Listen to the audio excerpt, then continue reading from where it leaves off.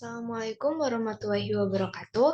Perkenalkan, nama saya Titiska Indawaratica dengan NIM 3110142234, Program Studi Pendidikan Sejarah Fakultas Ilmu Sosial dan Ilmu Politik Universitas Negeri Semarang.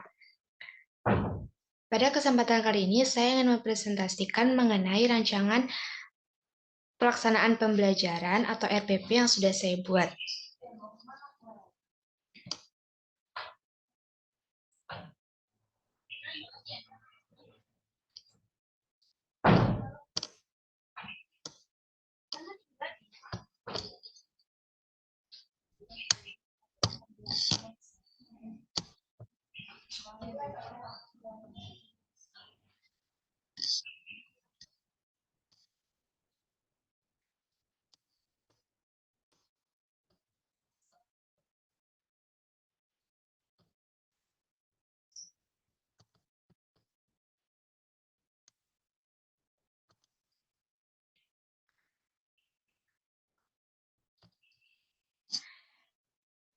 Jadi, yang pertama yang harus ada dalam RPP yaitu informasi umum, meliputi nama penyusun, juga satuan pendidikan, tahun ajar, jenjang sekolah, mata pelajaran, submateri, kelas atau fase, dan alokasi waktu.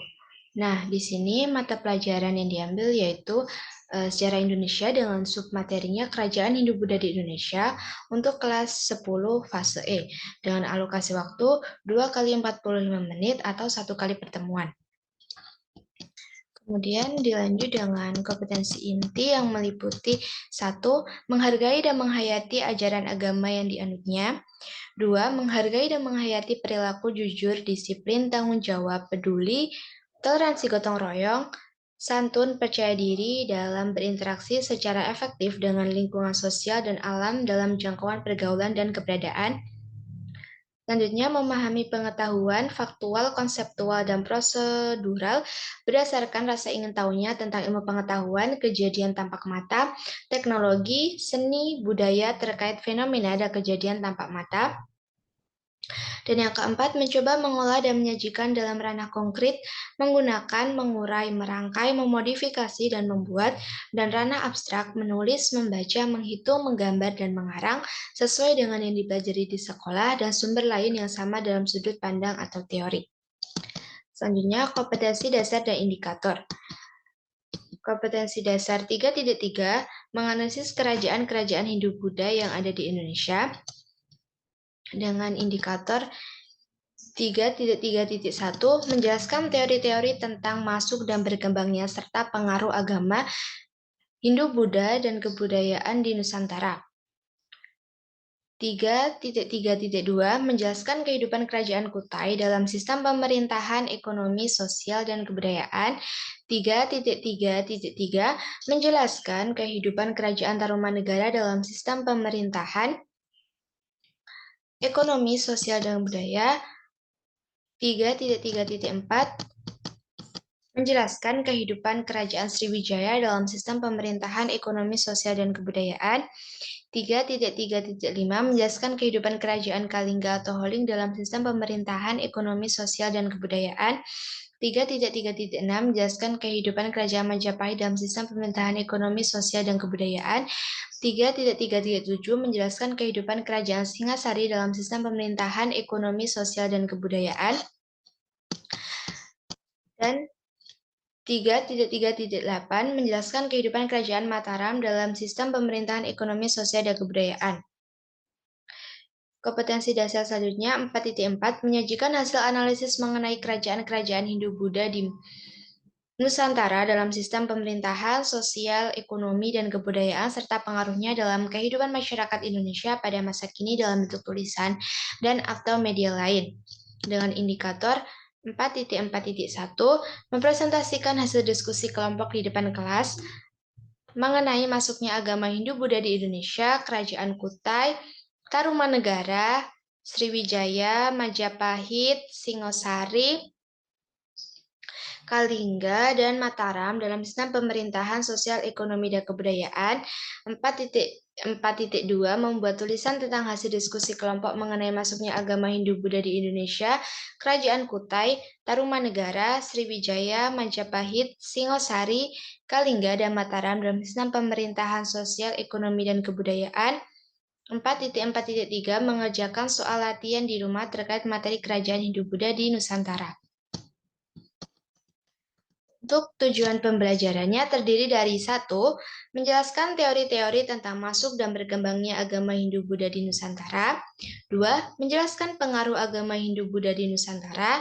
3. Menjelaskan kehidupan kerajaan Kutai, Tarumanegara, Sriwijaya, Majapahit, Singosari, Kalingga, Mataram dalam sistem pemerintahan, ekonomi, sosial budaya, dan peninggalan-peninggalannya. Selanjutnya, materi pembelajaran terdiri dari teori masuk dan berkembangnya Hindu-Buddha di Nusantara dan juga kehidupan kerajaan-kerajaan Hindu-Buddha di Nusantara. Untuk metode pembelajaran yang digunakan, yaitu menggunakan pendekatan pembelajaran scientific learning dan juga mode pembelajaran discovery learning dan project-based learning. Media pembelajaran yang digunakan meliputi LCD proyektor, PowerPoint, laptop, video, buku latihan, dan juga buku teks. Untuk sumber belajarnya diambil dari buku Sejarah Indonesia kelas 10, karangan Restu Gunawan, yang dipublish oleh Pusat Kurikulum dan Perbukuan Balitbang Kemendikbud. Selanjutnya, langkah-langkah kegiatan pembelajaran yang terbagi ke dalam 3 kegiatan. Yang pertama, kegiatan pendahuluan dengan alokasi waktu selama 15 menit, yaitu 1. Guru mengawali pembelajaran dengan memberi salam dan berdoa. 2. Guru mempersiapkan kelas agar lebih kondusif untuk memulai pembelajaran seperti memeriksa kerapian, kebersihan, kedisiplinan peserta didik, hingga menyediakan dan menyiapkan media dan alat pembelajaran. Yang ketiga, guru memantau kehadiran peserta didik dengan mengabsen. Yang keempat, guru memberikan motivasi kepada peserta didik agar lebih fokus dan semangat saat mengikuti pembelajaran di kelas. Yang kelima, guru menyampaikan tujuan pembelajaran yang akan dicapai. Kegiatan selanjutnya adalah kegiatan inti dengan alokasi waktu 60 menit.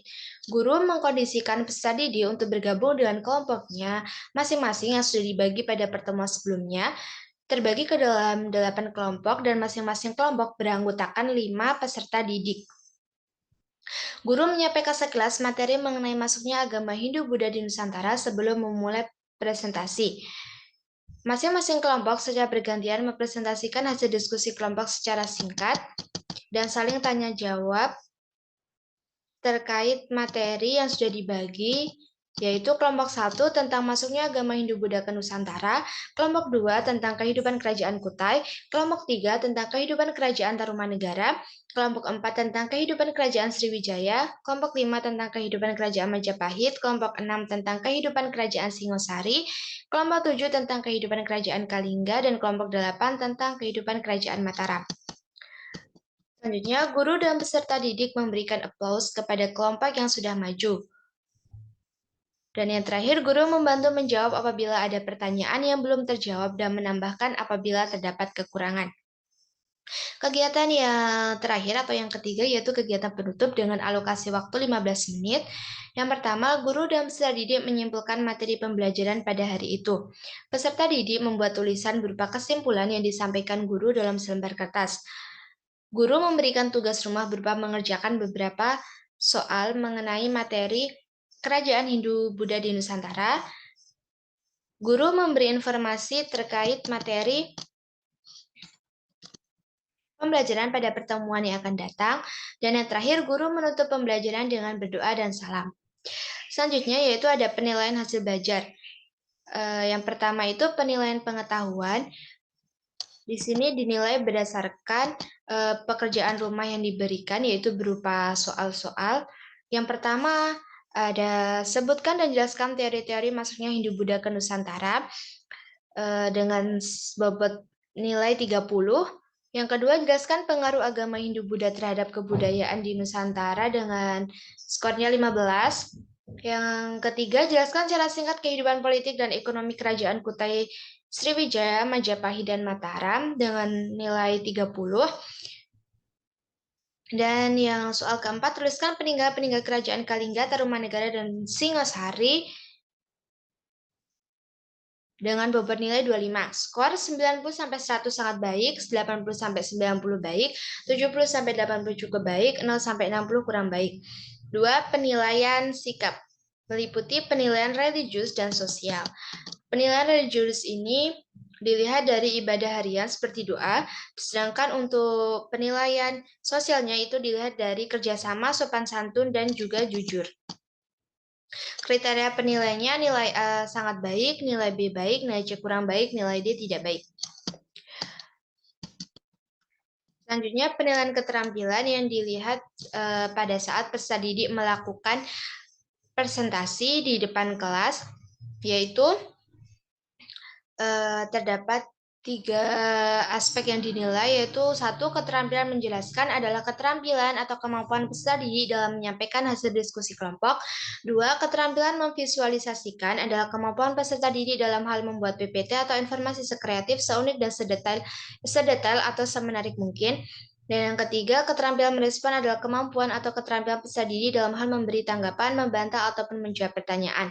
Rentang nilai antara 0 sampai 100, 90-100 sangat baik, 80-90 baik, 75-80 cukup baik, 0-75 kurang baik.